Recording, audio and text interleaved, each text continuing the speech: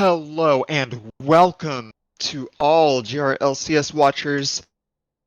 This is a very exciting day as we are now finally into the Get Wrecked finals, starting off with the number 2 seed of Platinum Cap Sensei Squad versus the number 3 seed of Lamppost. Now, not everyone who has tuned in will have been keeping up, so we're going to get started with an intro for both teams, starting off with Sensei Squad. On the blue team, we have Sensei Squad, an experienced group of guys who have been here time and time again. After winning 3 straight splits, the team took a hiatus during Summer Splash, with a few of their players joining different teams, and are back now to reclaim their throne. They've 2-0'd every team they've come against other than the 1 seed ROTM, who they hope to get revenge on today.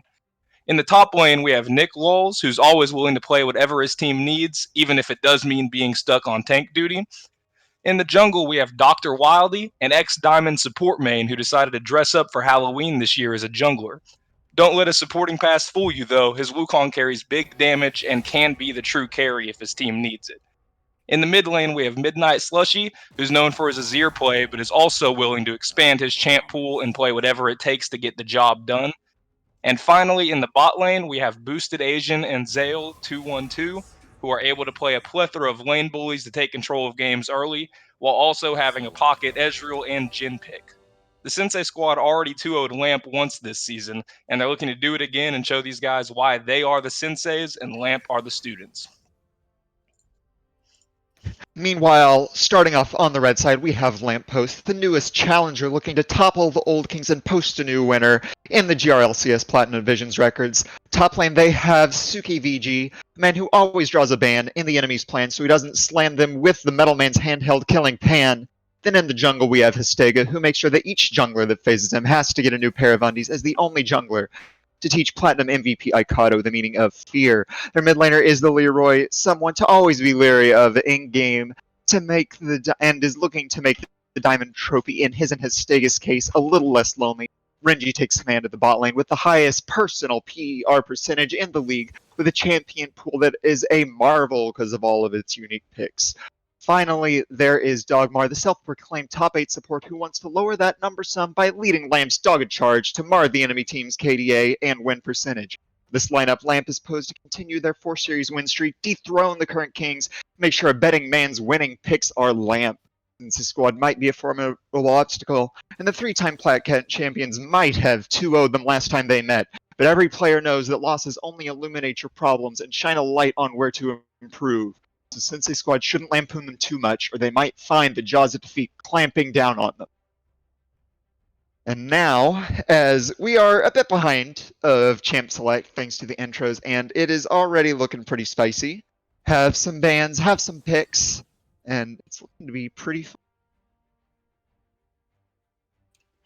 Yeah, I don't think the Wukong pick here surprised anybody. It's something that Dr. Wildy is obviously extremely comfortable on, and also something that they can flex into the top lane if needed. So it's a great way to open up this champ select while still remaining safe. Yeah, and then bot laners picked for both teams as well. We have Jin Morgana versus Aphelios Nami. Been interesting to see Aphelios. It's, in my opinion, more of a niche pick. Pretty after all the nerfs that Riot sent on him. Volibear just picked up for Lamppost, so that looks like just bot lane and jungle picked for both teams. Though I suppose there are flex options between jungle and top for both sides as well, as we get into the second ban phase. Yeah, it does look like both teams were just focused on countering the other with the bot lane jungle pick on both sides. And you were right, the Aphelios is usually seen as more of a niche pick now, so it seems a little aggressive for them to pick it first on Sensei Squad. But maybe they know something we don't, or they're just very confident in their ability to put it to good use. Yeah, it's going to be a little bit rough on it against a Morgana Volibear just running at you. And so that's going to be a bit scary for him, but hopefully there will be enough peel from the rest of the team to make up for it. As meanwhile, it looks like we're starting to get into the mid bans. Ornn ban just in case, as we assumed the Wukong was going in the jungle. So they banned away the Ornn, and now we're getting into some mids. Cassio from Midnight Slushy, that's one of his picks. and Galley from the other side try and reduce some of the pressure on Aphelios with Bear into Statue. And Nico, the final ban, which I believe has been taken top lane some by Suki VG, so that's going to look like a mid and top ban for both teams. Yeah, Lamppost does look like they're going to be picking a top laner here and just continue focusing on more and more engage there. With the Leona pick, it does look like we're looking at a Morgana mid potentially. So Sensei Squad will definitely be looking to get some type of peel here for that Aphelios because he obviously has no mobility and Lamppost has a lot of engage and tankiness on their side at the moment. Yeah, and looks like a flex pick picked up as it's going to be Morgana, I assume mid lane with Leona support. So that's a pretty interesting take to just, or pretty interesting flex is going to be pretty cool. I'm not quite sure if Leona's going to be better or worse than Nanami than Morgana, just because you can set up Morgana route from a bit further away without the full all in. But I guess Nami is a pretty squishy fish, so you could the Leona Jin all in has a lot of damage. And meanwhile, blind Jack's pick for top lane, and we'll have to see what they grab to counter. Yeah, it looks like Lamppost here has just gone full engage with their team. They're going to have Malphite, Leona, Volibear as that front line, and they'll have a Morgana Black Shield on top of that. So this is really going to come down to the ADC on the side of Sensei Squad and his ability to survive all of this engage. If he and the Corki are able to go through and survive, then they should be able to melt them after a little bit once they get some armor pin. Yeah, and it is. I do like what Lamppost have brought up for their comp. They have a bunch of dive to get on the Aphelios Corki, both of whom don't do as well. Corki's more okay, but Aphelios is definitely weak to it. If a bunch of people get on top of him, and because it's Malphite and then Morgana getting Volibear in, Nami can't peel with wave as well as she would like, and it will leave backline a bit more vulnerable. But Jackson Wukong running through a Morgana, and like if only one person back to peel, like if Leona stays back, they can peel it as well. So I like what kind of comp Lamp has put together, and we'll have to see how Sensei Squad respond to. Yeah, they definitely went with completely different strategies in their draft. I do think Lamppost had a really, really solid draft with his team comp. It looks like they'll be able to group if they do get a bit of a lead. It will be very easy for them to continue pushing that lead, be able to dive, really towers. Nothing will matter to this team with that comp. Whereas Sensei Squad looks like they're just going for more of a split push team with the Jacks and the Corki as well. So Sensei Squad did not have a bad draft by any means. They're just going to need to play around the team fights pretty well to make up for the girth that is on the side of Lamppost. Yeah, that's definitely a good point to make with the 1-3-1 potential of a Jax Corki side lanes.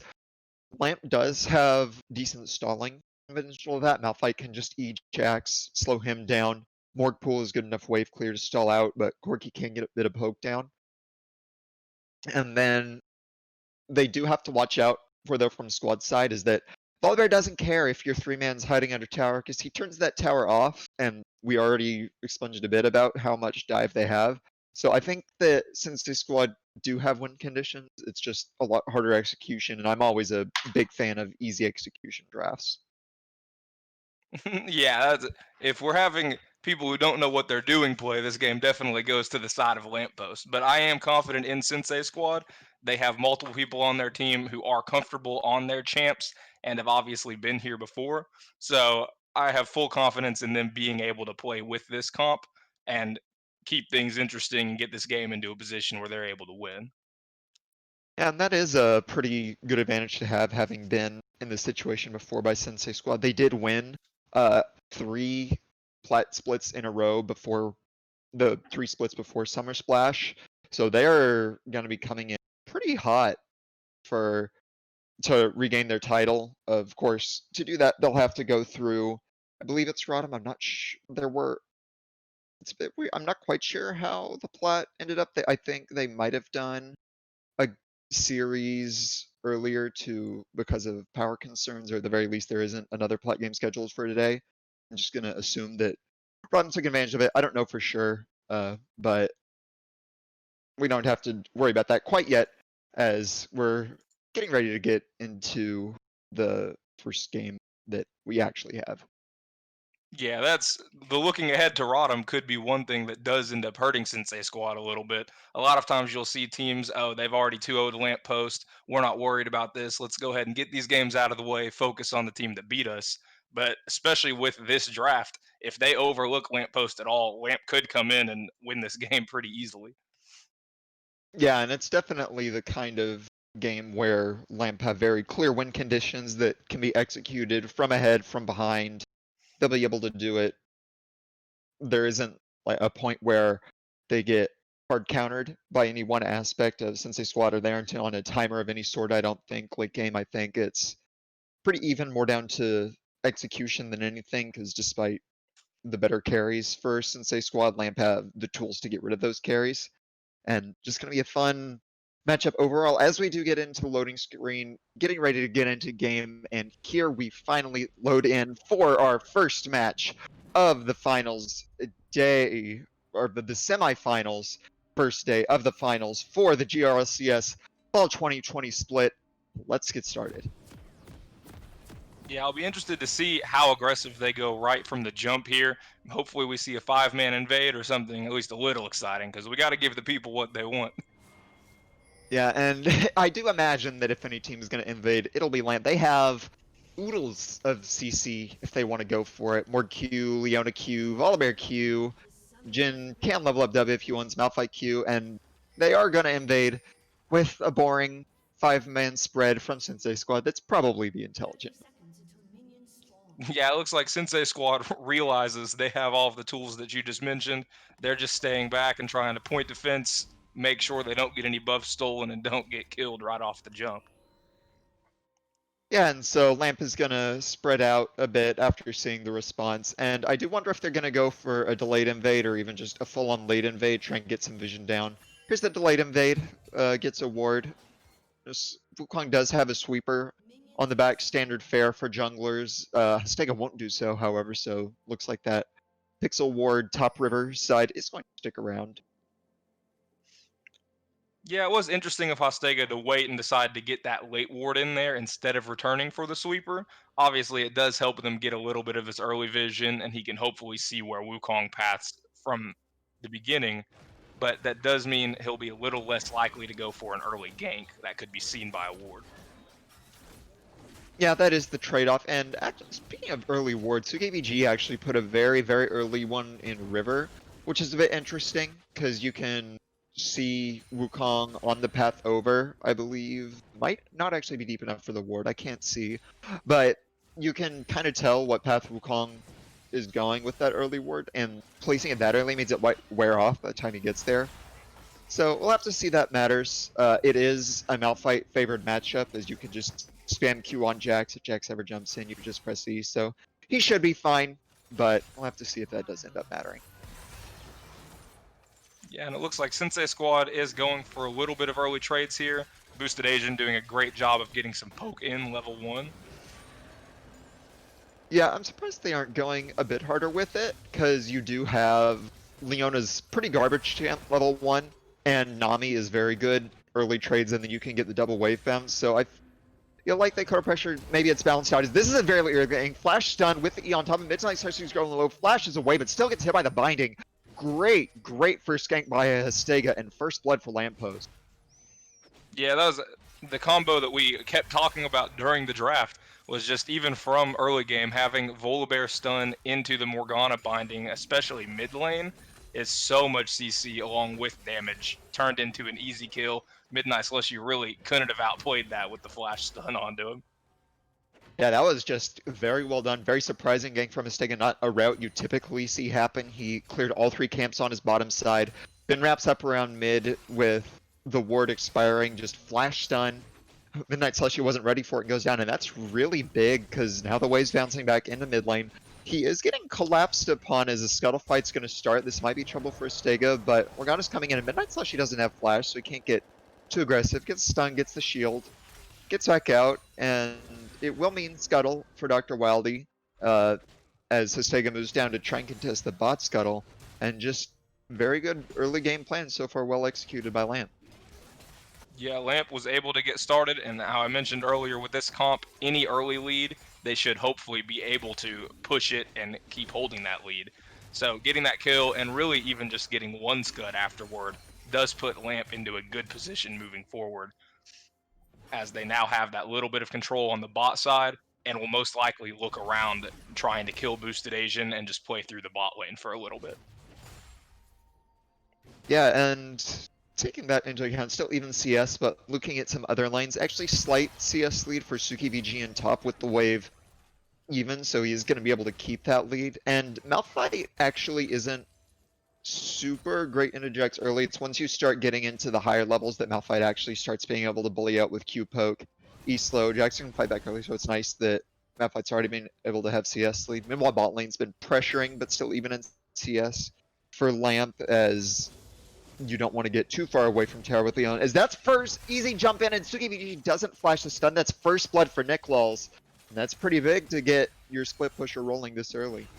Yeah, that's definitely what Sensei Squad needed there. Great play by Nicklols to see that he did get a little low and be able to jump in and chunk him. As that completely shifts top lane, now Nicklols has the CS advantage. Malphite had to use his TP to catch this wave, and he's in a great place moving forward. Yeah, wave is on Malphite's side, so it's not as bad as it could be. Nichols will probably have to back when he gets early 6. And that's just Suki VG not quite respecting the damage from Jax. As here, I like this move from Dr. Wildly as he moves forward to... As wait, Nichols takes an extra tower shot, and so I did like the move from Dr. Wildly moving up to try and get it. As meanwhile, Root lands in the bot lane. Now Dogmar's walking forward with the stun. Doesn't quite land it, I think, as he was on cooldown. Fall back for grabbing him. But going back to top lane a bit, you saw Dr. Wildly come in trying to break the freeze to move forward. As flash forward from Dogmar in the bot lane, that's going to land right after the cleanse, but the reduced CC duration means he can't quite get on him.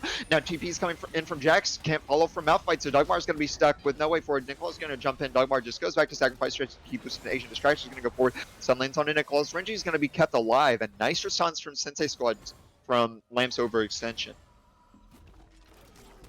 Yeah, that was a great awareness by Nichols, the TP in there. Obviously, he didn't really get anything off of it, but it was able to just get enough pressure to force Lamp to awkwardly start running away, and it ended with Boosted Asian getting a kill on the Aphelios, which is huge. Yeah, meanwhile, a dash forward right into the binding. Damage trade back mid, but yeah, really nice from Nicholas to make sure his bot lane doesn't go down to the gank. Instead, they now manage to get ahead. And it's nice for Aphelios to get ahead, because if you can't one-shot him with your all-in combo, he can definitely 200 years your team down. Does mean that Jax sacrifices a lot on top side, several waves, now down almost 3 waves of farm, which is going to be pretty big in the split push when Malphite's already pretty decent into him. So sacrifices himself for the bot lane, and we'll see if that will end up helping or hurting Sensei Squad as the game goes on.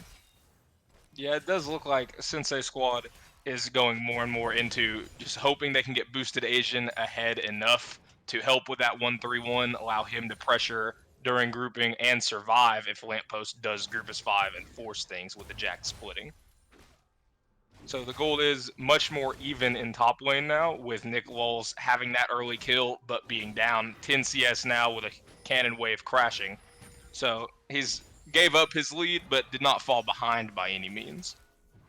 Yeah, should even out pretty directly, and nice to have your bot lane ahead, even though they do have a CS lead up in that side, as well, the junglers are hovering around bot. I doubt too much will come for it. Looks like it's just a cover. And I think we'll get back to a bit of farming as we wait for something to spawn, as one thing we did forget to mention, or didn't forget, but neglected to mention, is that Mountain Drake was picked up by Lamp, and their team comp really, really likes it.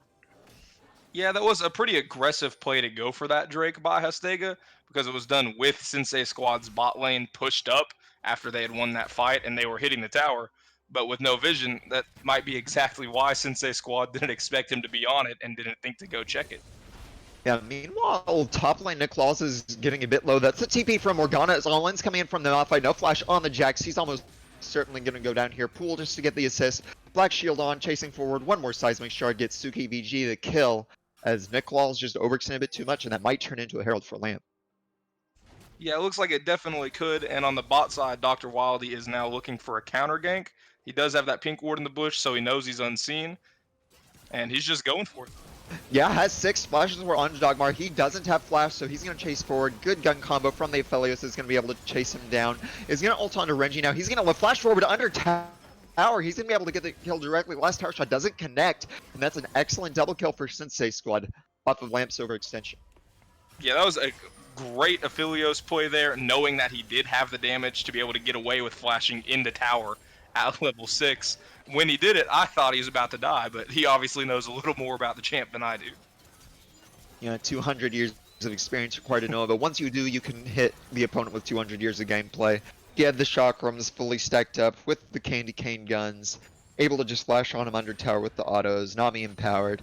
And that's now a really, really scary Aphelios for boosted Asian. He's 300, 300 gold shutdown. And you might have a lot of dive, but it's still a lot. That's a good pickup for Estega, but he is probably going to go down unless he gets to the wall. Does have ult to jump over. No from Wukong, so he's going to survive with their Herald pickup.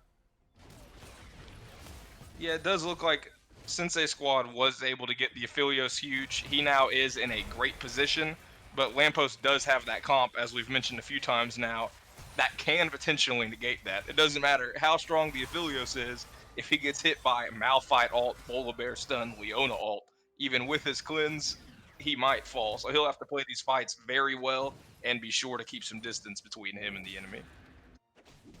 Yeah, and another nice thing is that Renji is still keeping up in farm and tower plates, if not kills, so it won't be like he's super far behind on the power curve.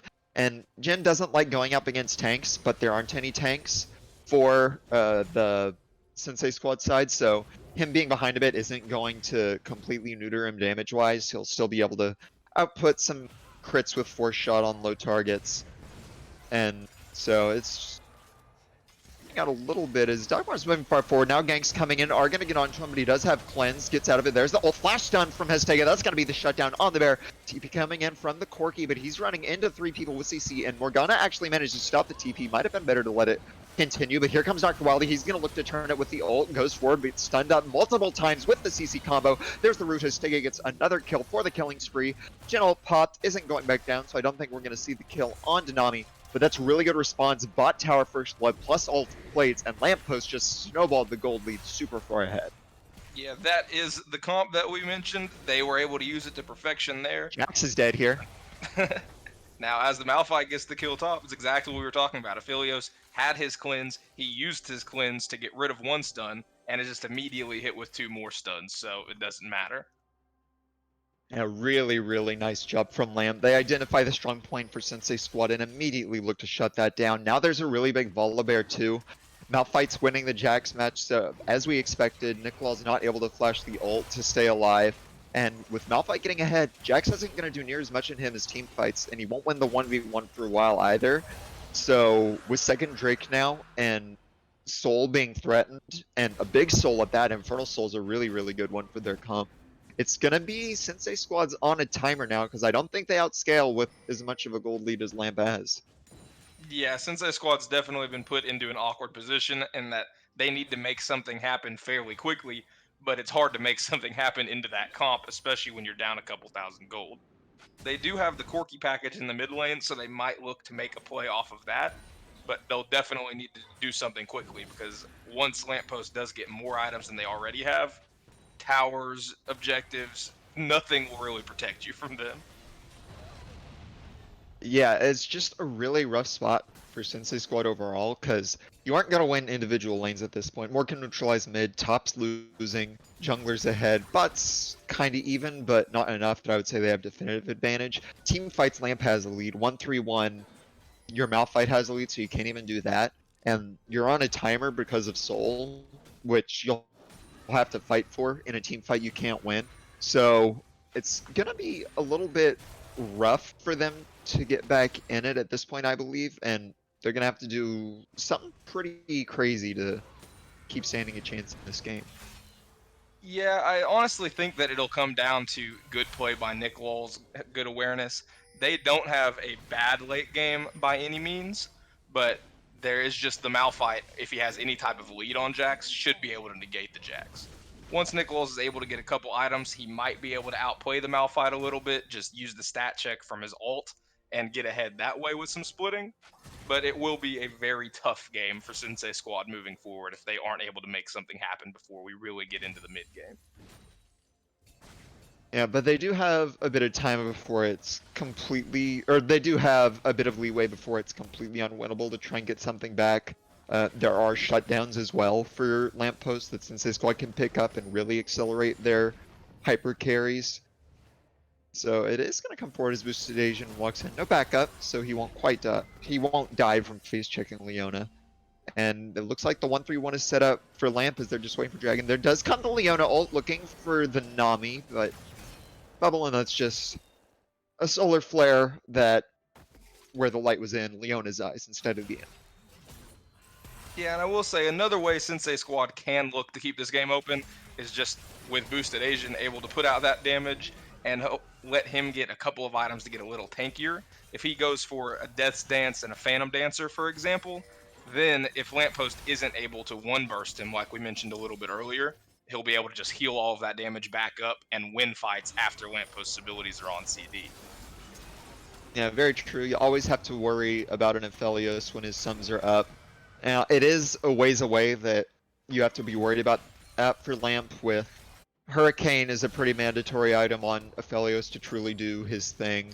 You have to get a Death Stance and a Phantom Dancer on top of that. That's still looking really, really late game, but it is a definite way for Squad to come back. And now they are. Looks like Lamp is just waiting for Dragon to spawn. No, they have the Soul Wind condition. As Corky is pushing up a bit forward, so it looks like Volibear is going to be on him as another dive is going to be able to be threatened top. But meanwhile, Corky's about to just kill the stopwatch Morgana, but has enough damage coming out of it with the binding. Pick up a nice kill on Midnight Slushy, who pushed a bit too far without backup. Yeah, that was a great heads-up play by Hostega, being in a position to help the Leroy there. It was almost a great play by Slushy if he was able to get that kill onto Leroy and deny the wave that was crashing, potentially pick up that tower. But good heads-up play by Lamppost throughout. Yeah, meanwhile, Flash Force from Dogmar mid just pushes up a bit too far, trying to keep pressure as Malphite finally breaks down top tower with the lead he has over the Jax. And Boosted Asian's putting in a lot of work mid. That's going to be his ult use, gets a bunch of chunk down, so it is going to force the bot lane back.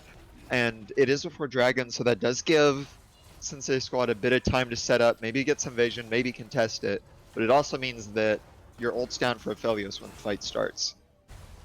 Yeah, Boosted Asian has done a great job of just keeping these waves pushed, keep the enemy bot lane low, and really keeping Dogmar and Renji out of the game in the sense of Dogmar hasn't been able to go make plays because he's been half health for the last few minutes. But now, as Lamppost does get to reset, this dragon is spawning. It is going to be interesting to see if Sensei Squad even attempts to go for this dragon or if they just decide to give it up.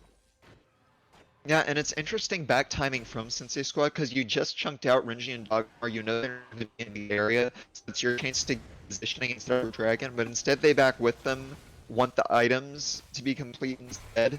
So now they're looking to fight. I don't know if they can win it as they push forward. CC chain lines means Hostega gets to go Dr. Wily, sorry, gets to go nowhere, chunked out immediately, and now he's going to have a lot of trouble entering the fight as they look for Dragon. Jax is still top lane, and that's going to mean an uncontested Drake for Lamp, though that does mean that Jax managed to get some free time in a side lane for a split push. Meanwhile, Jin opens up. Looks like they're looking to go in mid. His Steak is running forward, taking some damage from Midnight Slushy, who does get hit by the binding, though. Now Leona is going to be able to jump in, lands a stun. No follow-up damage quite yet. Walk forward from Renji. He's going to be able to get the crit, fights away, but burns down from the Ignite. Meanwhile, in the back lane, there's about 5. There's the man lane. Goes down. Station throws out the side doing shard. Bubble isn't quite going to land. Neither does the Deadly Flourish, though, so Boosted Asian is going to be run away. His Steak is just charging under tower. Doesn't quite go down to Boosted Asian. Binding just barely misses. That's going to be the end of the fight, but it is a 1-1 in favor of Lamp. Yeah, that's exactly what we were talking about earlier with them ignoring towers. As you see Suki VG on the Malphite walking between those two towers, really not caring where he is, though his job is to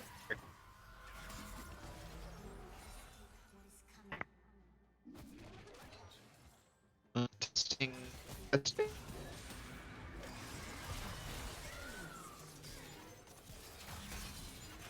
Testing. Are you, I think, having issues? Yeah, I would say it's the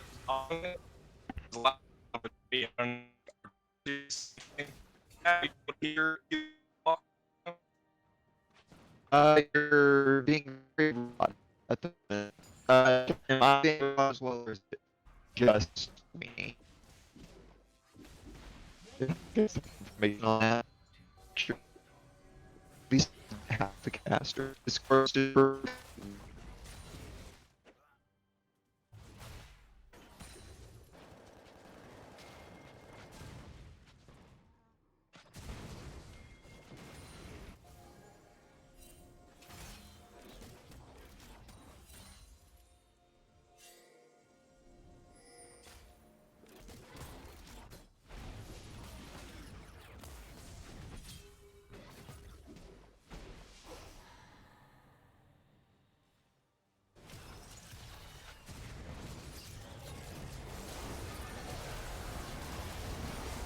Jin opens up. He's going to be able to go forward. Boost Station gets on by Lino, but there's no follow-up. Meanwhile, PP coming in. Jackson's him right into the Dark Binding, but he is managed to still be able to get off some damage chest support. He's probably going to go down to the Morgana. The Freezy water gun does manage to get him, as they are going to be able to get away. So favorable for was... There we go. Okay. Set back up, and I believe that the Herald did not go to either team, as Baron did spawn in the middle of it. Another fight, not sure quite who managed to get back in that, but it is nice that we're back in cast, I hope. Can we get chat confirmation that we're okay or still having issues? Alright. Next confirmation. And that's true, Akado. We're actually pushing the boundaries of casting here. I see your comments in chat. As you're welcome to the first underwater stream in history. Fortunately,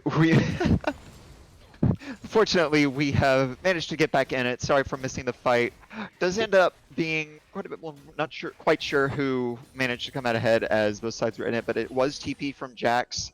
So there will be a chance for Lamp to come back in it. Gold lead is pretty even, but Dragon's coming up, and that will be the next big fight, as item completions did start to come in. We have Aphelios with his big 2-item spike. Corki is close to Triforce. I believe he has it on back, so should have it for Dragon. Should have his package up as well, so this is going to be a really big opportunity. Frozen Heart for Leon is pretty interesting, but I suppose there are a bunch of auto attackers with Jax, Aphelios, Corki, even Wukong gets some autos in, so probably not too big a deal. 2 items for Morgana done, Zanya's is big. So. Yeah, this is about to be a really big fight, like you mentioned. Tons of items getting finished, and now this is a fight the Sensei squad is going to have to take, as they did give up those early dragons. And this, if Lamppost is able to get Infernal Soul, I think this game could be pretty close to over. Yeah, Infernal Soul is definitely the big one. This is a very important fight for both teams, as he's going to go forward. Now, Boosted Asian's actually going to cut out by Hestega. They managed to get on, does burn the cleanse. Bear's going to hop over him, doesn't want to get it, and now Hestega and Dogmar are alone in the enemy team. They aren't going to be able to get him down, and both of them die and lose their life. Now, Malphite's going forward, but he's taking so much damage from the Black Cleaver off. Wukong has to ult defensively instead of offensively, and that means that Lamp's going to be forced away, and I believe it's going to be Infernal Dragon and a chance to stay in the game for Sensei Squad. That was absolutely huge for Sensei Squad. It's exactly what they needed, as they now are able to get this dragon, so they get the additional stats and have a few minutes before Lamppost has an opportunity for that Infernal Soul we mentioned. It'll be interesting to see if they go just try to get Baron Vision more complete off of this, or what exactly they take with Hostega still down. Yeah, it looks like they are just going to look for mid-tower. Might keep pushing, but we're going to wave clear, so it's going to be mid-tower plus Baron Vision. And that was just overextension from Mistaken. Dogmore thought they could get on to Boosted Asian, but their damage could not, zoned off by the rest of Sensei Squad. And that's a really big turnaround, because now Corki's going to be scary too. Aphelios is getting into the point where he can survive a lot of the dive. And we're going to have to see what Lamp does to keep the game in their hands now that the gold has gone back to even. Yeah, I imagine we're now at a point where the Aphelios will be looking for one of those kind of tanky items we mentioned earlier. I could see him going for a Death Stance here, or at the very least, I think he'll be getting some lifesteal to help his survivability and help him get over that initial burst coming from Lamppost. Yeah, and something else to mention is that we saw Suki VG go forward, but he isn't quite as tanky as he thought he was. Has actually the garage sale of armor items right now, picking up a bunch of different components, which is pretty nice against everyone except the Corky, who manages to just shred through him with all the conversion to magic damage he has. As that's going to be a binding into the curtain call with the slow field under Zale. Is going to look like he's going to be blocked up with no follow-up. Fine, he's going to land on the clone, but that does mean he's low for the tower defense. So she's going to find the Volibear in the jungle. Blast Cone keeps safely, and that is going to be vision control around Baron for Lamp, but not much more than that. Yeah, that was almost a great pick. If they had been able to kill somebody from Sensei Squad there, that really would have opened up a Baron play. As now they're looking for as here. meanwhile looking for a dive, but no stun lands, no tower is disabled, and that's going to mean that his stake is just going to go down. Midnight Slushy grabs the killing spree. He's now 3-3 as Flash is away forced with summoners. Now they're going to go back in. That's the 3-man unstoppable force. Going to charge forward, managed to get the Nami, but meanwhile goes down. Renji is just going forward, but goes tower aggro, takes all the damage. That's now triple kill for the Corky. Nicholas joins in. Lamb dies with only the Leroy remaining, and now Squad managed to turn the game, and they're going to be able to get Baron. Yeah, that was an absolutely huge play by Sensei Squad. Great job on them all surviving other than the Nami, as they're able to go 4 for 1 and now should get this Baron and be able to open this game up in their favor. And just overextension from the side of Lamp. Weren't able to get the clean dive off they needed. Flashes were not able to get a priority target. Histega actually misses with his ult, doesn't disable towers. Then he dies, and Lamp just forced overextend as the Leroy's actually get him with the pool. Now Baron isn't smiteable, but does manage to get it down. No cooldowns left from the Leroy. So that's going to be 4 Barons for them. Nice showdown at the end, but Lamp might be in trouble from here on out. Yeah, this game has completely turned from what it was. Sensei Squad did a great job of doing exactly what we said they needed to do to get back into this game. They were able to survive a few fights, take advantage of Hostega's overextension and Suki's overextension in a different fight. And now with this Baron, they'll look to use that 1-3-1 we mentioned earlier and start taking towers everywhere and hopefully push to end this game. Yeah, and it is going to be important to see what they do with the Baron, as we have Infernal coming up in 1:30. That's going to be the big fighting point. So we'll see if Sensei Squad are wanting to push for towers with their Baron or just use it for control, as it is a nice timing for Lamp moving forward. Is they're going to be absolutely able to collapse down on Nick Waltz. He flashes the Unstoppable Force right into Stega, but dodges the stun with a counter strike. Now trying to run Leaf Strikes away, going towards Dogmar. His team's pushing mid. He is going to finally get lucked up by the Solar Flare, but he's still running. He has Dr. Wildly to lead to. They can't quite get the damage on him. He's going to jump away. Now Dr. Wildly is going to ult to get out. Corky's above the top side. Isn't going to keep pushing tower. And great escape from Nick Claws and a lot of cooldowns burned from Lamp. Yeah, and tonight on I Shouldn't Be Alive, Nick rolls in his brush with death. Excellent play by him, using everything in his kit, especially the Bork, to survive what I thought was a pretty bad overextension, but he proved me wrong and was able to get out with nothing lost. I think it was an overextension, not what considered about it, but he does manage to survive thanks to the damage on Queen in place. But now Nami's going to get flashed on with the stun from the Stega.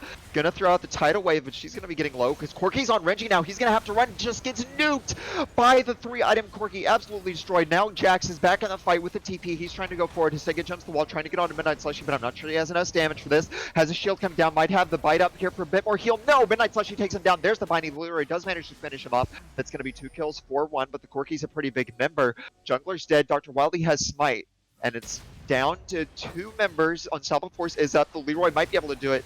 Binding out, Smite lands, and that's another Infernal Drake for Sensei Squad. Yeah, that fight was just absolute chaos with so much going on there.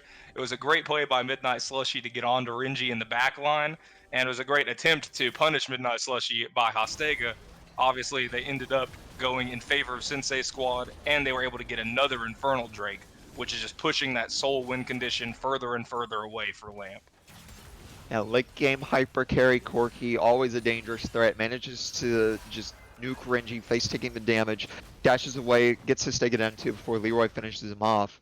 And now that's another dragon away from Lamp. They can't get soul condition yet, and now even if they have it, I think since their squad are up / even enough in gold that they can still fight. It's actually Lord Dominic's picked up from the boosted Asian, didn't go defensive, wants to chew through Malphite and Volibear instead, who are just stacking armor.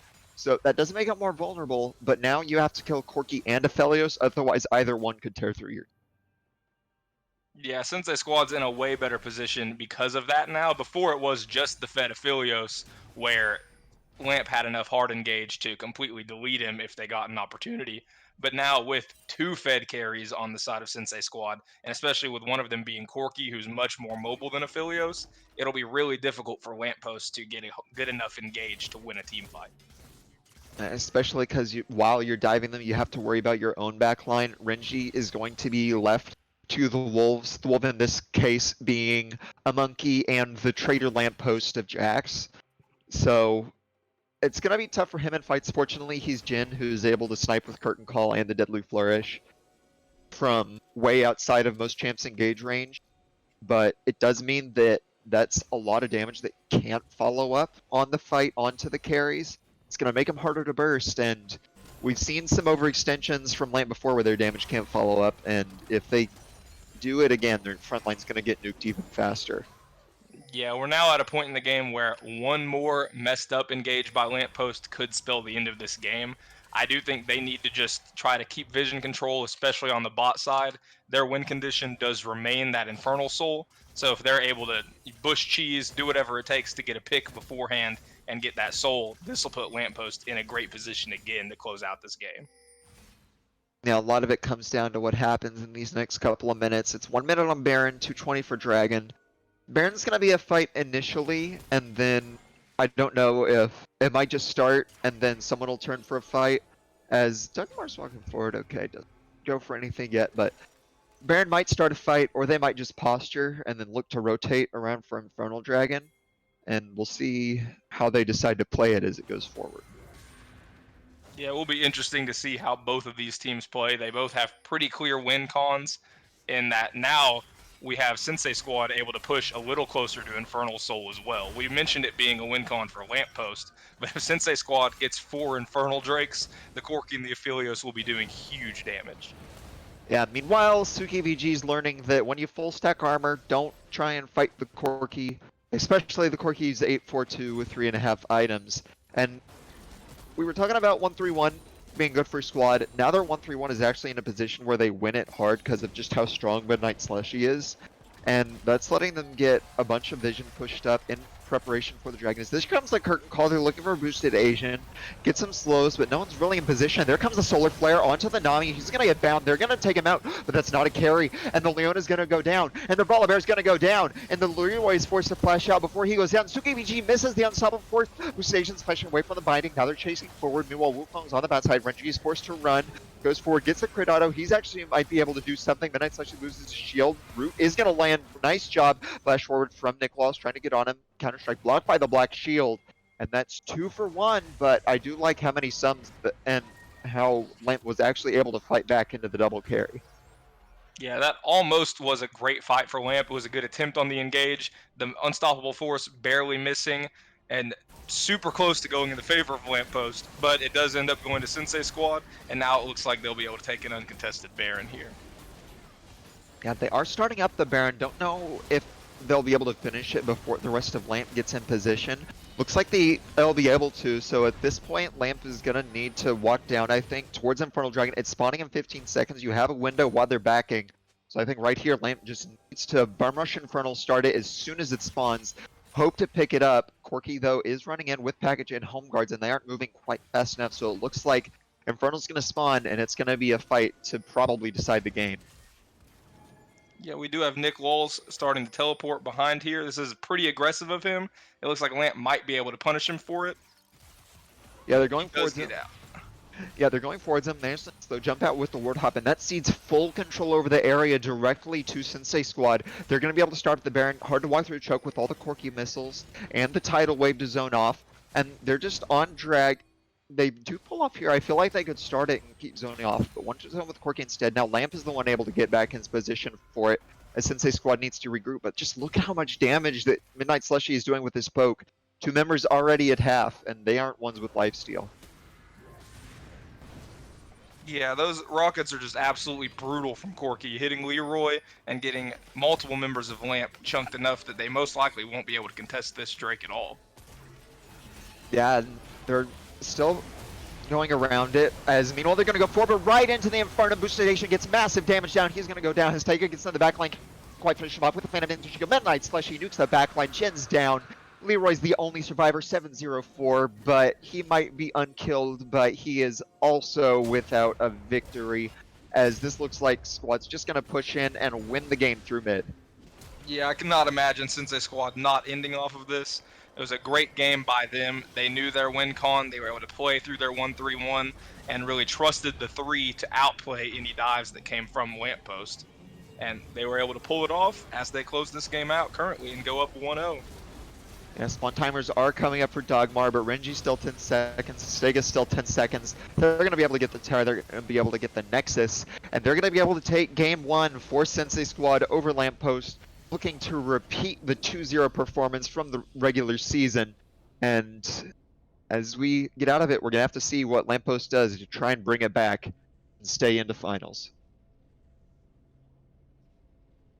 Yeah, it will be interesting to see Lamppost's response there, what their plans are for this next draft. As we did both mention, they had a fantastic draft there. There were a few misplays along the way that made it fall in the way of Sensei Squad. So it'll be interesting to see if they try the same thing again or if they go with a different strategy altogether. Yep, and we will see what they decide to do as we look to get into game 2. The teams are going to be taking a short break, and so will we. So we will see you right back after a short break.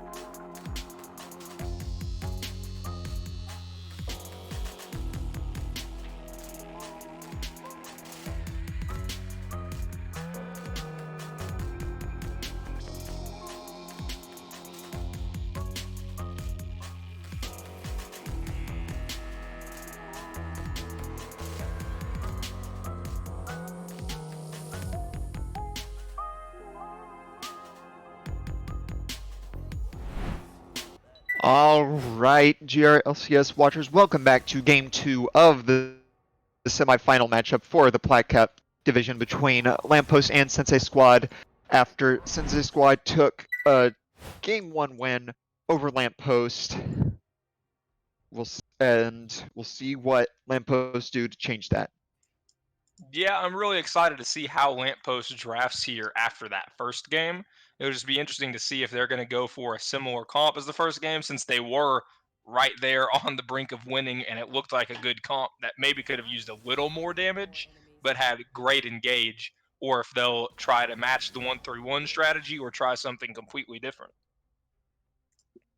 Yeah, I definitely think it wasn't as much a comp issue as execution. Lamp had gotten a really big lead everywhere.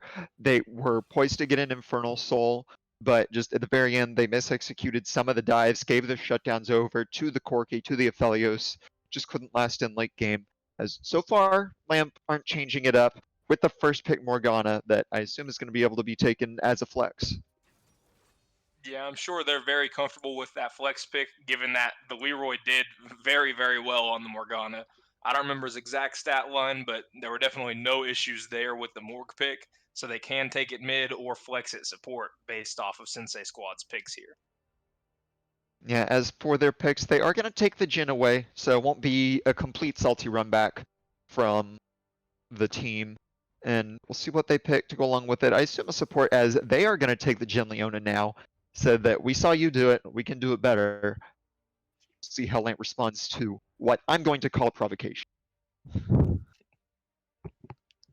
See, what Lamp needs to do here is now just take the exact comp against them. I'm hoping for an Aphelios Nami pick here, but it does look like they're leaning more towards Caitlyn. Yeah, Felio is probably not the kind of champ that you just pick on a whim, as you probably need 200 years of experience to know how to play it right, as Boosted Asian does. And we do see the Caitlyn locked in. I'm going to assume Caitlyn will work from this point, as that's pretty decent at being able to shove in the Jen Leona, just very, very strong lane as a whole. Land one binding, chain it with the trap, full Caitlyn combo, chunks you down super, super hard, and Graves locked in along with it as one of the premier junglers of the patch. Yeah, it looks like Lamppost is going to be going for just early game aggression throughout. And I will say, this Ivern could be a flex pick. Dr. Wildy told me their mid likes Ivern, so maybe he'll try something new if they lock it. Not quite yet. Still an option, but they are going to lock in Lilia instead. Another one of the premier junglers of the patch, just handshaking two of the more popular ones in both pro play and regular play. So pretty strong course for both teams. Jin, Leona, Lilia, lots of CC, lots of damage. Kate Moore Graves, lots of zoning, also lots of damage, and just lots of early pressure. And so we'll see how they decide to round out their comps after this, as the first takeaway is Ornn from Suki GVG. Yeah, I really like that ban. I personally am a member of the camp that thinks Orange shouldn't be in the game at all, and the items he's able to give his team are a little ridiculous. So I agree with just getting him out of the game entirely. Yeah, I do wonder if they could have left it open and taken it fourth pick. Not quite sure whether Nicolaus plays it or not. I assume he does, because Ornn is pretty standard for most tops to pick, unless you're just a complete carry player. But I think you could have taken it fourth pick, pretty safe blind, and then counterpicked mid. Instead, I think that if they're going to do it like this, I assume that they're going to let Nick Walls have the counter pick and look for a carry match up top. Try and match that with a safe mid, like what with Corky Band, probably be like Oriana, I believe. Midnight Slushy has played Lissandra, Malzahar even at one point in the past. So we'll see what they go with here to round out the comp. And instead, they're going to take the Malphite away, as so far they are definitely doing the Korean strat of beat your first game and then take your comp the second game and beat you with it. This is just Sensei Squad wanting to prove, like I mentioned in the intros, that there's a reason they are the Senseis. It looks like they're not just trying to win this game, they are trying to be as disrespectful as possible during the process. I doubt that it's full disrespect intended. I will say that I'm not a huge fan of Malphite fourth pick. There are some counter matchups that is pretty bad into. Maybe Suki VG doesn't play him, but if you're going to take that kind of pick, I think leaving Orn up is the better option to grab it, or at least force the enemy team to ban it. As what the Lamppost team has decided to counter with is Urgot Syndra. Yeah, I really like the Urgot pick top, especially. Urgot's great against Malphite early, and he should be able to get him behind enough to keep him in check throughout the game and be able to split push similar to the Jax we saw last game, but also be much more of a tanky presence in team fights. Yeah, Urgot definitely a fun one at least. I love seeing somewhat unconventional picks, and with Urgot being the only one in the game that's unconditional, I like that we're having at least something fun to go along with the second game, as Akali does round out the comp for Sensei Squad and skill match at mid. I'm not quite sure how often Midnight Slushy plays it, and it is a champ that usually you think would need some more games, but at the very least, Akali's a flashy champion, so hopefully we'll get to see some flashy moments, and it'll be fun either way. Yeah, it looks like Sensei Squad went with the same base idea that Lamppost had last game, and that they do have tons of engage with the Malphite and the Leona. But it looks like they just thought, the issue there was lack of damage that we had mentioned. So they have Lilia instead of Volibear with a little less engage, but she does have CC on her ultimate, but tons more damage and chaos during fights. Yeah, it's gonna be. I do actually like Sensei Squad comp a lot. They have, as you definitely mentioned, they have the engage. They did add a lot more damage. Is somewhat AP heavy, so there might be some itemization options to mitigate a bit of that, but still a rough take. And it is nice to have a more appeal for it. Meanwhile, there is a bit of a lack of engage, I'm saying, from Lamp, and I'm wondering what they'll do to counteract that. Yeah, Lamp definitely went with a different strategy this game. It does look like they're going to try to play through mid, in my opinion. They have their bot lane on the lane bullies that should hopefully just be able to control lane and not really worry about early game. And instead of having Leroy on a more supportive champion like Morgana mid, they're letting him play that Syndra, which is a hard carry. And we're playing into Midnight Slushy's Akali that you mentioned I haven't personally seen. So I think a lot of this game will come down to the mid lane, and if Midnight Slushy is able to pop off like he did last game, or if Leroy is able to keep him in check with the Cinder pick. Yeah, and Lamp might not have engaged, but they do have a lot of zone control between Syndra, Morgana, Caitlyn, Graves even with the smoke screen. So I think that it's going to come down to Lamp is going to want to set up in an area and stun lock and burst down anyone who tries to face check it, because Malphite can walk in, but he's an armor champion, and Morg does do a decent amount of damage. Syndra can as well, and with Urgot ult for the execute, you can nuke him. Even you can't even nuke a Malphite if he steps in the wrong time, and the rest are even more vulnerable. So it's gonna probably come down to how well Lamp can manage their zoning and keep Sensei Squad away, or if Sensei Squad can just run them over with their aggro high damage comp. Yeah, it looks like both of these comps won't be afraid to fight as five because, like you mentioned, they do have a lot of zone control, and both teams just have a lot of chaos and things that can be used with AoE to hit everybody at once. So it does look like there's a lot of magic damage on the side of Sensei Squad, especially mixed with CC. So I imagine there will be Merc Tread Rush for Urgot and potentially even the Graves just to help out with trading on the top half of the map. Yeah, it's definitely a value buy. I do think that it's going to be fun to see just how Lamp executes this, because it's going to be a very tactical game from them. It's a harder to execute draft, which I don't like. I really like what Squad have put together in terms of just how they can always come back into a game with the right ult combo. They have a lot more AoE. I do think they have a team fight advantage, but we are going to be into game, get into champ selects, and we'll see what Lamp can do to try and pull back and make this a 3-game series, or Sensei Squad can sweep it 2-0. Yeah, I am excited, especially to see Dr. Wildy on the Lilia. He is this is a champ I haven't seen him play on personally, but he is obviously good on Wukong. He's good on damaged junglers and is able to play a little aggressive. So it'll be interesting to see how he interacts with the Graves early and what their strategies will be moving forward through the early game. Yep, and we are getting into game. Bit of dissonance in the champ positions for Lamp, but that should be easy enough to rectify. And we are in with Lamppost versus Sensei Squad on the blue side.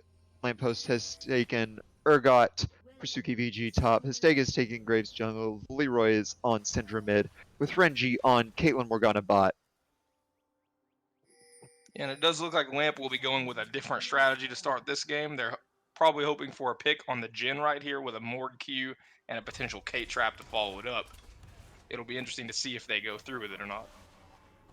Yeah, aren't going quite in for it now. Urgot is going to back. It looks like it might be a delayed walk up when Sensei Squad has potentially left their guard down.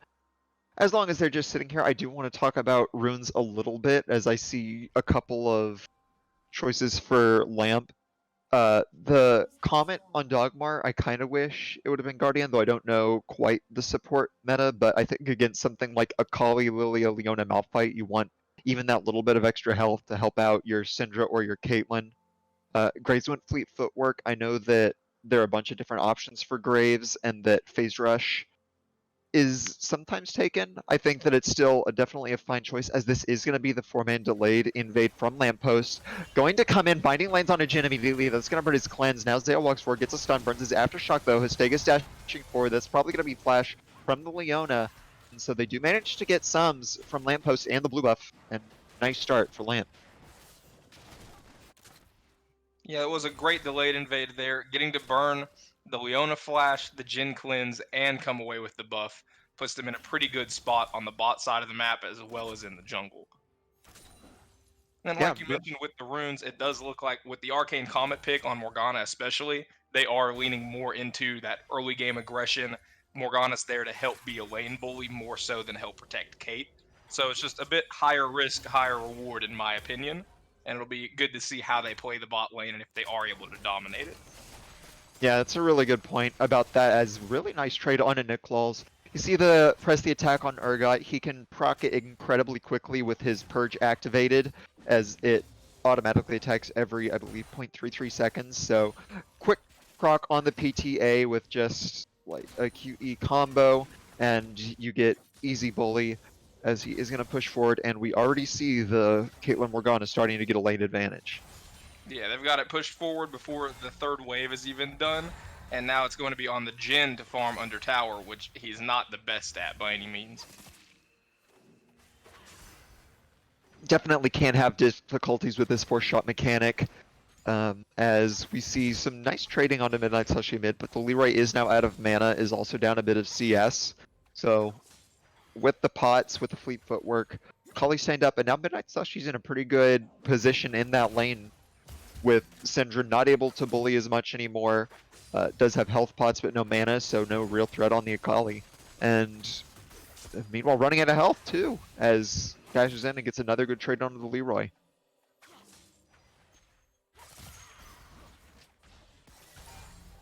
It's going to necessitate Histega coming in, and he actually burned Flash, does trade it for Midnight Slushy, so that's some pressure off. Expect to see the Leroy back at some point and TP back to lane. Looks like it's happening now, as Scuttle did go to Lilia while Graves was covering mid, and now Suki VG is overextended a bit top, is going to back off just in time to avoid Dr. Wildey's gank. Finding landing bot side, rush forward, but the Black Shield is going to do it, and there's the combo from Caitlyn. Elucidation is now chunk low, and nice advantage for at least a couple of the lanes of Lamppost. Yeah, you do see Hostega is hovering around the mid lane, trying to relieve some of that pressure. He actually held that wave so Leroy wasn't forced to burn his TP to catch it. So now, while Leroy did have to back early, he does have a second Doran's Ring and still has his TP up. But on the downside, Lilia is essentially taking Graves' entire top jungle. Dr. Wildey's had free reign on the top side with that Scud, and he'll be looking to push this lead in jungle camps. Yeah, it isn't quite as bad as it could be for Histega, thanks to also getting Lilia's bot side jungle, thanks to the level 1 play from Lamppost. So it's gonna even out a little bit, plus the lane farm from Graves, but it also means that there's a bit more gold distributed for Sensei Squad, since Akali got the lane farm and Lilia got all of the jungle, whereas Graves took some mid and jungle with taking that mid farm from the Leroy. But it's even up. Nice that he's able to save his TP, and we'll get right back into even gold state. Yeah, and it does look like Leroy is going to be very behind here because of Graves catching that wave. As Yeah, we see meanwhile, Nick Suki Walls- BG's taking a lot of damage, going to flash away, but that's an easy flash fall from Nick Walls, and that's another solo kill. Second one in as many games from the top laner of Sensei Squad. That's first blood, and not a great start for the Urgot. Yeah, great play by Nick Walls there, realizing that he was able to win that trade, even though he had fallen a little bit behind in the earlier trades. And while Graves was able to keep his XP fairly even by taking that mid wave, and Leroy was able to save his TP, it does put Leroy in a pretty bad spot with the wave and with the fact that the Akali was able to catch most of it.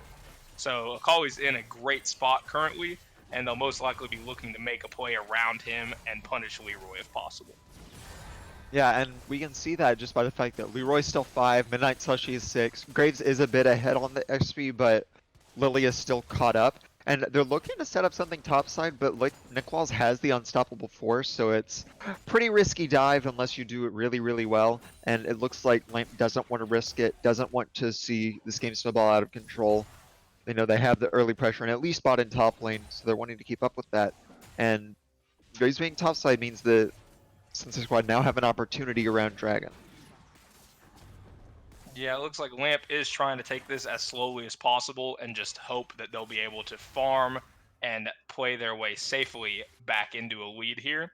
But with this top wave looking like it's about to be shoving into Nick Walls, and with Midnight Slushy having his advantage in lane, it's really on the side of Sensei Squad right here as we see Slushy go aggressive.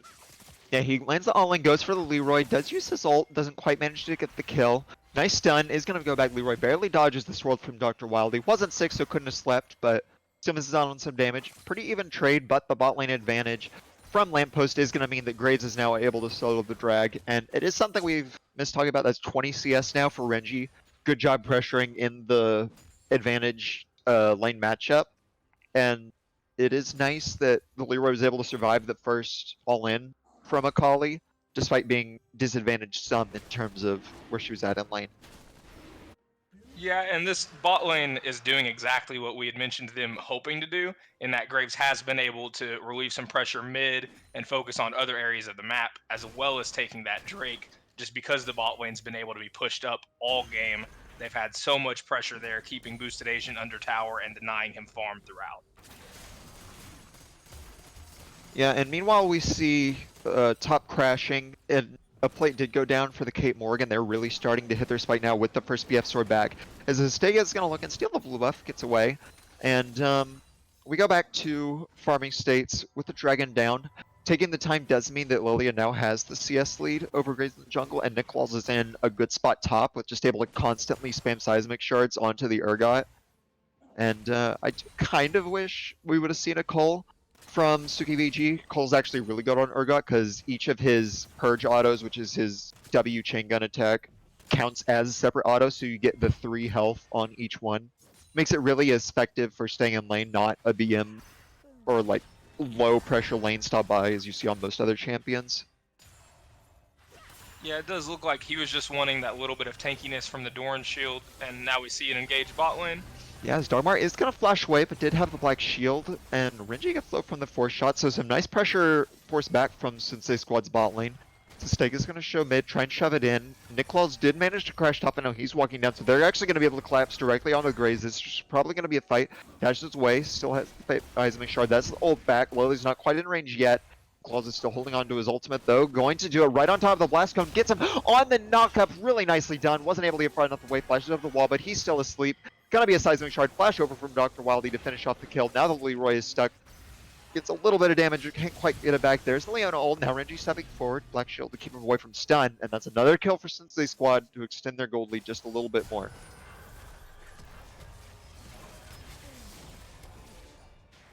Yeah, and that curtain call was almost good enough to kill Renji there. It was good shots by Boosted Asian, but just barely not enough damage to finish off the Kate, as now everyone in the bot lane is pretty low.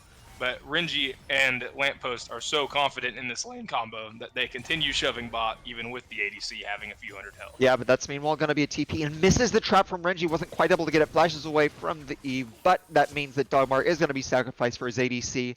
That's just misplay you don't really want to make, seeing Renji go forward and miss the trap onto the Akali, so still able to join the fight. And now the lane's going to be evened up in CS for Boosted Asian. Down plates, but has a chance to get some here. And Lamppost needed to get ahead in lanes, and we're starting to see them fall behind. Yeah, this is really not what Lamppost wanted at all, as we do see the Akali continue to remain even in lane, was able to get that teleport with an assist onto the Jhin, and Sensei Squad is in a much better position now than they were in at this point last game, and they were able to pull out the win last game. So Lamppost is definitely going to need to start making some plays and get leads however possible. Yeah, just we see Lilia now starting up the Herald. That's going to be yet another couple hundred gold going their way at some point if they decide to drop it on the tower with plates, which you should in 90% of 95% of ways 95% of situations do, as we meanwhile see an all-in mid. Midnight Slushy is going to flash back forward, tries to get onto Dogmar, but not quite enough damage yet. Walks forward, one last auto, going to get him down. Sleep goes down for Dr. Wildly, that's going to be on the Cinder. He's asleep, he's going to go down. Tower executes. Dr. Wildly wasn't able to land the tag, but meanwhile top lane, solo kill for Suki BG, as now Renji's getting a bit low, and good moves from Sensei Squad mid to make up for the fact that solo death top happened. Yeah, it was actually a great play for them with Dr. Wildly even getting that execute. It would have been a lot more even if that kill had gone to anybody on Lamppost, and I didn't realize he hadn't been touched at all. So, great heads-up play by Dr. Wildly. I'm assuming he realized he would have been executed, and that's why he was okay with going in and taking that tower shot. Yeah, definitely could have left it to Leona or someone to tank, but meanwhile Renji steps on the trap, plus the root is going to mean his cleanse forced out, but the last grenade auto. Here comes the curtain call. Barely misses, but Leona's on the flank, doesn't quite manage to land it. There's the black shield, so might be able to keep him alive. Really nice peeling job from Dogmar. But here comes the TP as the Leroy also came in. He's going to get stunned up. There's the ace in the hole, but shut down by Nick Waltz. He managed to come in with the unstoppable force. Now he's autoing Dogmar to death with the slaps. Walks forward, gonna have a shard, but can't quite get in range. Now Suki BG is in the back line. He's alone, doesn't have the ult to get the damage, so trying to run. Lilia comes forward, does manage to land the Swirl Seed, chases forward, nice bind to keep him away. Suji's trying to run, but has the purge on, so that means he's slowed, and that means Boosted Asian can't get in range with the force shot. Now 7-1 for Sensei Squad with 3,500 gold up. Yeah, that was great awareness on both teams with the teleports coming in from Nick Walls and Suki. Nick Walls was just able to get there a little bit quicker, and his unstoppable force completely turned the tide of that fight, guaranteeing that they got at least one kill out of it and setting them up for this Drake play. It got the solo kill top, it means he didn't have the ult for the bot lane fight, while Nick Walls did. And again, I also want to point out that Dr. Wildly has shown up for a bunch of these fights. He's been in the area. Histega has always been just a little bit late. Not saying it's Histega's fault, he might have called that he's away and the team fights anyway despite him not being there, but it is just a difference in presence of number of members that's causing Lamp to lose out on a bunch of these, and they're gonna have to do something fast to get back in it, because I don't think that they outscale this, and Sensei Squad is already pushing forward, as Histega now is looking to get into the fight, going forward onto the Leona, is going to be slowed down, Trap is going to land, Renji's going to be able to pick up a kill. That's a nice start to try and get them closer in this game. Yeah, I think a big part of Dr. Wildly's presence, along with just him having the map awareness and knowing where to be, is Lilia's kit. The way that she's able to get move speed boosts from using her abilities is even when she just has her basic boots, she's able to fly around spamming abilities and get to these fights much quicker and be more impactful. That is a very good point. That's good damage onto Midnight Slush. He's starting to get a bit low, but Fleet Footwork's pretty cool rune. He has the lifesteal done as well. As Sukimiji's actually looking for a sneaky kill on Nichols, barely misses out on the slow, so isn't going to be able to chase it down. And we are, I think, going to see bot lane tower go down to the Kate Morg. Really nice for Menji able to use his lane pressure, and that's going to open up to start doing Caitlyn things. You get your first tower, you rotate to either top or mid lane, start to break it down. We'll see where they go from. Yeah, with the dragon being down, I imagine they're about to lane swap, have the Kate Morg go top, and just trust that they'll be able to push in the Malphite and begin taking towers elsewhere without being punished too hard. And that gives an opportunity for the Urgot to go bot lane, hopefully catch a big wave, and be able to get ahead in that manner, or at least catch up to the Malphite. Yeah, that's going to be a big part of it, because Urgot will continue to outscale the Malphite, because Malphite's attack speed slow doesn't actually work on Purge. It's always the same amount of attacks, so you can still, even with it on, do the same amount of DPS, and your ult mitigates some of the fact that Malphite will be stacking armor against you. Now, it is looking like Jin's going to be able to get the tower down before Suki VG can get there a bit of a off recall timing, as Dr. Wildly's actually moving forward, might actually get caught, misses the binding from Dogmar. Now the fight's going to start. Sleep goes down. Hostiga manages to get it blocked, but that means that Dogmar is going to be able to be slept. He's going to Zanya's, but comes right back out in the middle of an enemy team. Now Midnight Slushy's pushing forward. He has his ult, flash over, gets away from the second part of the R. Renji does have some good autos. Now Midnight Slushy's actually going down from the Piltover Peacemaker, but the Leroy walks straight into Zale and Nicholas, who managed to get him down with the ult. Nicholas pushing forward, but Stega and Renji still do damage. The fight's still going to go on. Dr. Wildly's pushing forward, but now Jin's almost here to turn this into a 4v2. Sun's going to land from Zale. There's the root. Is going to dash away. Has the armor. Renji can't quite get enough damage. Is going to go down. Boosted Nation gets the kill. Now Renji's being chased.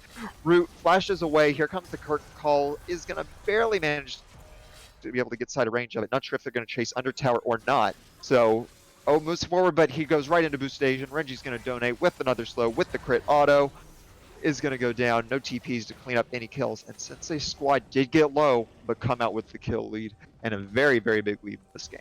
Yeah, that was a very extended fight and great play by Sensei Squad to keep moving around, and they were able to get everybody on their team low without actually having anybody fall, just because they were all able to swap out.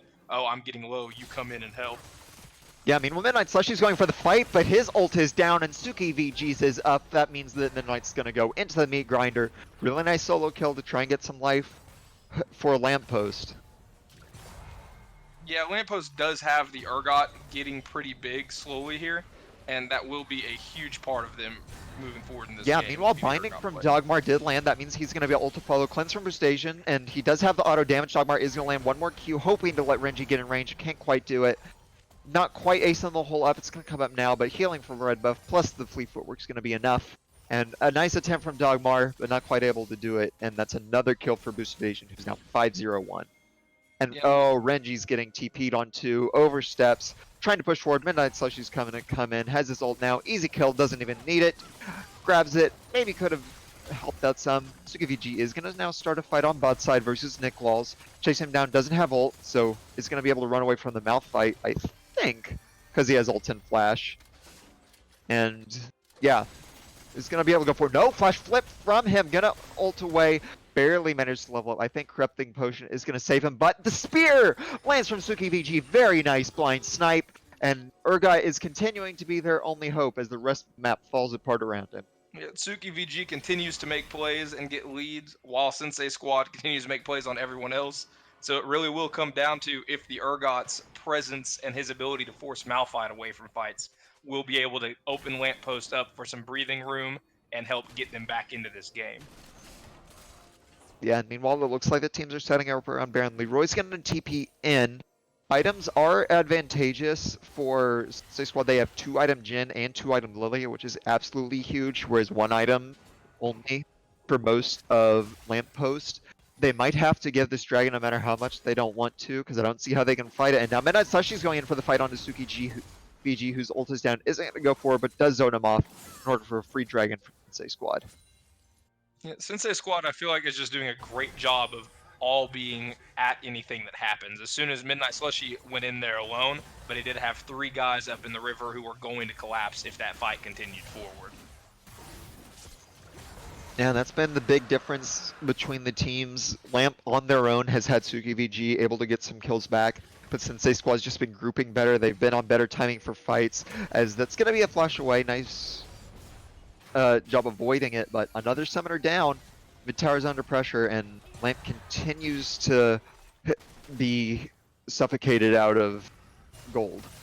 Yeah, it does feel like Sensei Squad is just continuing to push this lead little by little. They're taking everything, and Lamppost is definitely not out of this game, but they will need to make something happen quickly before it gets too out of hand. Yeah, meanwhile, SugiVG is looking for another fight onto Nicholas, but he has Lily coming up from behind him. That's the main difference again. Dodges the Swirl Seed. Now he has to watch out for the ult, but manages to get the damage down. Lily is just too fast with too many items. And the one strong point goes down, all for Scuttle Crab on the top side. Yeah, now Sensei Squad's going to be able to push this wave in bot side. I don't know if they'll be able to get the tower, but as fight goes Yeah, down. meanwhile, fight's going to happen mid. Boosted Asian is doing so much damage with double items, and now his Curtain Call is going to force them to back away. They did get stopwatch, but Leroy managed to get it done. Oh, that's a big hit. Sleep's going to go down. I don't know that they can look for the dive, but the root is going to land, and they are going to manage to avoid it, but Sensei Squad keep getting advantages in mid and in top. Yeah, Dr. Wildy's doing a great job getting snipes with his bowling ball and just continuing to be everywhere like we've mentioned a few times, getting a little bit of damage there, which was just enough to get the kill. Yeah, Dark Harvest. I believe it was a Luden's proc, getting Dark Harvest and Leandries that burned down Renji with the fourth shot from Boosted Asian, getting him so low, as that's a stun's gonna land, but no ult. As here comes VG though, and he does have damage. Stun's gonna land on him. Gonna be kited away from, and you have to watch out for Boosted Asian. Low from Zale. He isn't gonna get hit by the Urgot ult though. Or I believe it hits someone else's. Ooh, that's a nice dodge on the binding. Does have cleanse, and now Dogmar's the one pushing a bit too far up. Flash forward from Dr. Wildy. He's going to land it. Unstoppable Force is going to pick up the Leroy. Dogmar goes golden in the middle of the team. Boosted Asian's going to four-shot him down. His stake is trying to kite away from the Nick Walls, but he is going to be on the wrong side of the enemy team and his base. Midnight Slushy is in the enemy base trying to chase down onto Renji, who burnt Flash to get away. Slushy jumps back over the wall, and another 2-for-0 fight that's going to put Sensei Squad almost 8,000 gold in the lead. Yeah, Sensei Squad is fully in the driver's seat in this game. It looks like they're going to continue to do what they want. Lamppost does still have the potential to burst down one of the carries, go for a pick. This game's not over by any means, but Sensei Squad is obviously in clear control of everything at the moment. It's going to take quite a bit from the side of Lamppost to be able to get Sensei Squad into a position where they can actually fight them. It's gonna, you have to be so worried because Malphite's basically unkillable since the only AP threat in Syndra is so far behind. Only Luden's done, and that means you get to stack armor so that the one threat you do have doesn't manage to get much done. You also can't really get on Jin. He has cleanse, flash, so much move speed and so much range that it's really hard to lock him down, and he is going to chunk you with every auto. As Suki is going to push forward, try and get onto Midnight Slushy, who's going to dash away. And now it's up to Sensei Squad to decide what they want to do on the map to try and get this game in the bag. Yeah, you can tell Boosted Asian is very comfortable on that Jin pick. He realizes the amount of move speed he has, and I feel like every time I see him in a fight, there's a Morg Binding about to hit him or a Syndra Stun about to hit him, but he's able to use his move speed with the Swifties to just barely get out of it and continue to getting damage off without getting punished. Yeah, and there's a lot of move speed in general, as SugiVG once again pushes up too far. Now he's in the middle of three, tries to go for Midnight Slushy, who just manages to ult away. Lilia with the sleep is going to be able to get him down. Dr. Wildy goes unstoppable, and the rest of the team got low from Baron and can't finish it. Now Dogmark does manage to get the binding. They are going to look for Malphite. Trap combo are going to manage to get him down. That's a really nice shutdown for Leroy. Get some AP damage back. The Boosted Asian's still alive. He's going to zone him in. Here comes Leona and Lilia from the side. Leroy's going to go for it. Get the stun. Burns the cleanse, but it's a cleanse. Fourth shot onto him. Renji now burns cleanse as well. Trying to run, but you can't really run from Lilia, who's just so fast, trying to chase him down. Goes forward, lands the bowling ball. That's going to burn Renji as he's on the wrong side of the base, gets rooted, burns down to Leandries and the Lilia passive as Lamp are routed from the Baron area with Squad in full control. Flash forward from Midnight Slushy over the wall is going to get him. Now he's going to try and look for Hostega, who is going to manage to run, but completely zoned off. And with TP up on Nick Walls, can potentially be 5 Baron, so that's going to go to Sensei Squad, and Lamp's going to have to give it up. Yeah, Hostega did look like he was going to contest it, but they have Slushy there to make sure he has to run away to survive, so it is just a free Baron over to the side of Sensei Squad, and they'll now look to rotate towards that Cloud Drake and be one step closer to Soul as well. Yep, Soul Point, Baron buff just taken, 10k up, Sensei Squad in full control in this game over Lamp. And Lamp is pretty much on their last legs for this base defense. It's going to be the only real shot they have. SQD is pushing top. I believe he is going to have enough for Death's Dance. with it. Caitlyn's at 2 items now. You have Zanya's on Morg. So this Baron push is going to be, I think, the one and only shot as, oh, red buff stolen. Just mean from Midnight Slushy. But one last shot for Lamp in this base defense, and I don't think they're even remotely close enough in items, gold, or experience to make it count. Yeah, they will just need to play this fight extremely well, and they'll also need to hope for someone to mess up on the side of Sensei Squad. Be that Nick Walls missing his ult, going a little too deep and tanking tower, or something, but they are in a position where it falls just as much on Sensei Squad messing up as it does fall on them to make a play. Yeah, Boosted Asian does have Cleanse down, so there is a chance that he walks up too close to tower, gets nailed by a Morg Binder Syndra stun into the Urgot ult, able to burst him in quickly enough that he can't flash away, get him in, and maybe win a 4v5 from there. But it's going to be a long shot, really tough, but it's the only shot they have, so we'll have to see if Lamp can actually do something, or if they're going to end up in yet another 0-2 against Sensei Squad. Yeah, I'm interested to see if they do Group 5. Here it looks like Renji getting picked with another snipe from Boosted Asian. Boosted Asian is landing every shot from that curtain call. Every single time I see him use it, all 4 shots are hitting somebody, even if it doesn't end in a kill. And he is having an absolutely amazing series so far. Renji just pushing up forward where he doesn't need to be, takes a shot. Meanwhile, Dr. Wildly has decided that it's time for this series to over. Flash forward, managed to get the 2-man sleep. Immediate burst down. Dogmar decided that his Sega was his favorite player, so he Black Shield to save him, but he's going to die anyway. 2 Midnight Slushy, Suki VG pushing top side into Nick Walls, but it doesn't matter. Squatter pushing into the base, misses the ult, so can't even get one consolation kill onto the Malphite, and that's almost certainly going to be the game for Sensei Squad as they take down Lamp and go to the Platinum Finals. Yeah, there are 3 members of Lamp still alive, but Suki's being held bot lane by Nick Walls, so it's up to Caitlyn and Morgana to attempt to hold this base with a lot of Baron minions pushing in. Now, one advantage of dying so fast is you also respawn fast, but that is just so much damage from Dr. Wildly. Root's going to land again, E from Midnight Slushy, he's going to go down. Stopwatch to avoid the damage from Syndra, and now Boosted Asian's just going to 1-auto him down. His Sager walks forward into the stun from Leona. Zale's going to CC lock him. Midnight Slushy goes back in 5-2-6 for the outplays, only to dive in Nexus for one last bit of int to go with the style. And that is going to be Sensei Squad taking down Lamp 2-0 once again. They're going to Plat Finals, and they're going to try, and I think Rodham has made it, so they're going to try and challenge Rodham to reclaim their crown as Plat champions. Yeah, an absolutely dominant performance from Sensei Squad there, coming out and stating that they are coming for the throne again. They took 1 split off, but before that, they were champs 3 times in a row, and they want to make it 4. Yep, going for the full Team Liquid experience of 4 championships with 1 off split while one of your players checks out, or 1 or more players checks out. And that was a very well done game from Sensei Squad. Had full advantage from start to finish. Lamp pretty much just fell apart from laning phase onward, weren't able to begin the right fights, and just ended up not mattering. Game has ended, but the stream state will not. We are going to have a break for about an hour and a bit before we come in with yet another series. Meanwhile, you can go check out the series going on the primary Get Wrecked Twitch channel if it's happening. I'm not quite sure. But either way, we have a lot of remaining games in our GRLCS finals. So thank you all for tuning in. Catch some more as your day goes on, and we will see you next time.